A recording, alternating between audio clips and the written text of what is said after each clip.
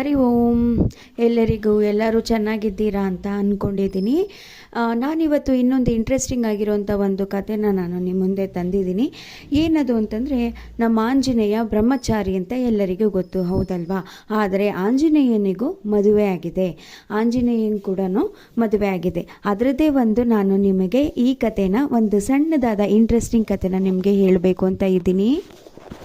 ಏನದು ಅಂದರೆ, ಇದು ಪರಿಸರ ಸಂಹಿತ ಗ್ರಂಥದಲ್ಲಿ ಉಲ್ಲೇಖಿಸಿರೋದು. ಹನುಮನ ಗುರು ಬಂದು ಸೂರ್ಯದೇವ ಹನುಮನಿಗೆ 9 ದಿವ್ಯ ವಿದ್ಯೆಗಳನ್ನು ಕಲಿಸ್ಕೊಡ್ತಾ ಇರ್ತಾನೆ. ಈ 9 ದಿವ್ಯ ವಿದ್ಯೆಗಳು ಅಂದರೆ 9 ವ್ಯಾಕರಣಗಳನ್ನ ಕಳಿಸ್ಕೊಡ್ತಾ ಇರ್ತಾನೆ ಲೋಕ ಕಲ್ಯಾಣಕ್ಕಾಗಿ. ಹೀಗಿರುವಾಗ 5 ವಿದ್ಯೆಗಳು ಮಾತ್ರ ಆಂಜನೇಯ ಕಲ್ತಿರ್ತಾನೆ.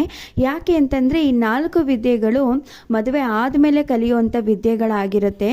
ಹಾಗಾಗಿ ಅದನ್ನು ಸೂರ್ಯದೇವ ಅರಿತು ಏನು ಮಾಡ್ತಾನೆ,